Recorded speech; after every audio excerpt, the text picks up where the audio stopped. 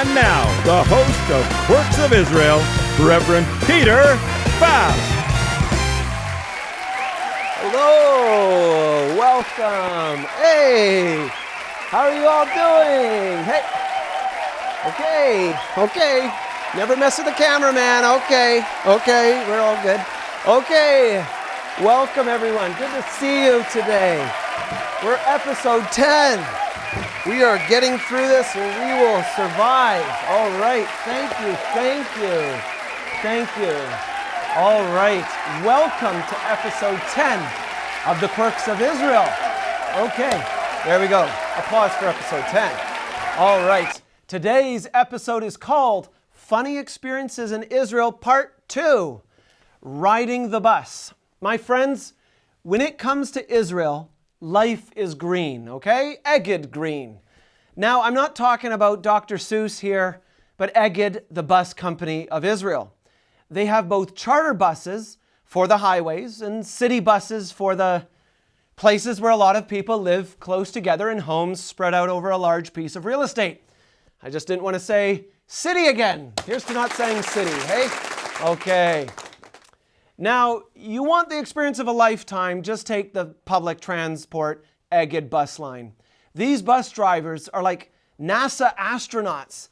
I mean, just without the anti-gravity, breaking through the atmosphere, going on a spacewalk, or working in some space station, or walking on the moon and operating a $450 million spaceship being launched on a mission.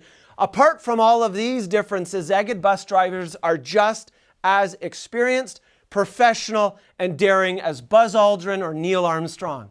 Because other than a moonwalk, and I'm not referencing the Michael Jackson dance move, Israel's bus drivers are the heroes that help Israeli life continue and flourish. Okay? All right. The bus drivers of Israel drive like they're in a Formula race car, and they're trying to make a record lap.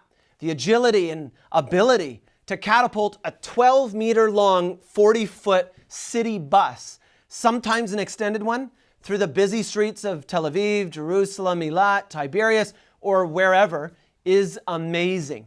I mean, Superman, Batman, Thor, the Hulk, none of these fictional superheroes even come close to the natural ability and instinct required of a bus driver in Israel. Let me paint you a picture, okay?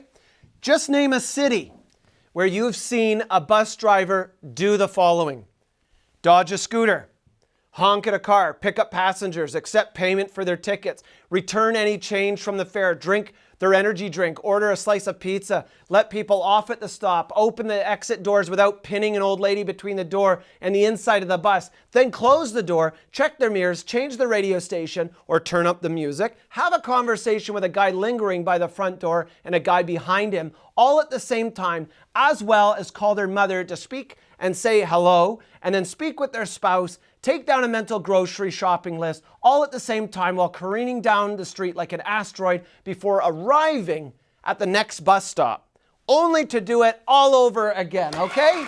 That's impressive, come on. We find that impressive. These bus drivers are amazing. Yes, let's hear it for the bus drivers of Israel.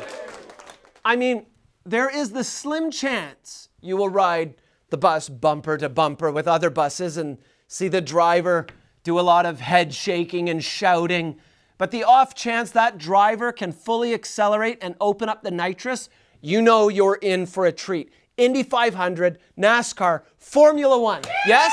Okay. It's amazing. Okay. Every day, these unsung heroes go to war against the traffic of Israel and the elderly lady who shouts, Rega Nag, okay? Moment driver, that's what it means. While they push the little dinger button for their stop. Have you ever done that? I mean, it's impressive. The concentration, the focus of a sniper, the hands of a surgeon, precision, professional, and another P word.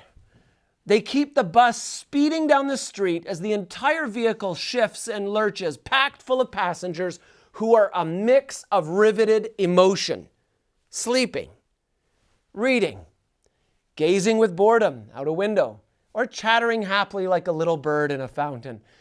It is almost like going on a roller coaster to the grocery store to pick up milk. Now, I may exaggerate a bit, but That's some of the point of this show, right? For you to discern what's truth and what's a bit of exaggeration. Well, just go to Israel and let me know when you get back. But Israeli bus drivers also are kind-hearted people. In 2004, a friend and I missed our stop one night and then got confused where we were, and so, slightly embarrassed, we thought we would keep riding the bus until we recognized something. We rode the bus on and on as passenger after passenger disembarked. Eventually, we were the only ones on the bus, as it seemed to appear as if it was driving out of the city. Worried we were being taken to some deserted road to be abandoned, I gulped, stared at my friend, and explained I was going to get up and proceed to the front and try and explain our situation. I stood up, started walking down the aisle, and saw the dark eyes of the driver flash my way in the mirror above where he sat. "You're lost, aren't you, my friend?"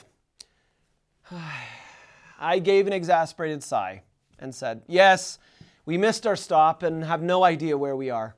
"Where are you going?" he replied, sounding cheerful. "Hebron Road," I said, and gave him the address. He gave a dutiful nod, took a roundabout, and began to head back.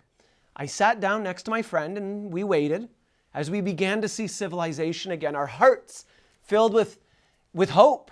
He wasn't going to abandon us. We weren't getting murdered tonight. He was helping us and he was enjoying doing it. Eventually, we ended up back at the Eged bus depot. He shut off the bus, told us to follow him, and took the time to walk us all the way to our address. He was pleasant, enjoying the conversation and a chance to practice his English.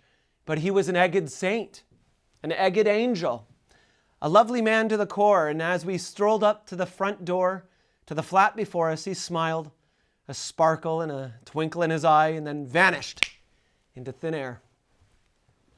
No, I mean, he didn't vanish, of course. He just waved and walked away, a noble soul, a hero in shining armor, and probably thinking to himself, "Oi, oi, oy vey, how are these two idiots ever going to survive in Israel? These tourists need to learn the streets. How hard can it be? My papa told me, Eli, Hebron Street is not Bethlehem Street, is not King George, and is certainly not Emek Raphaim."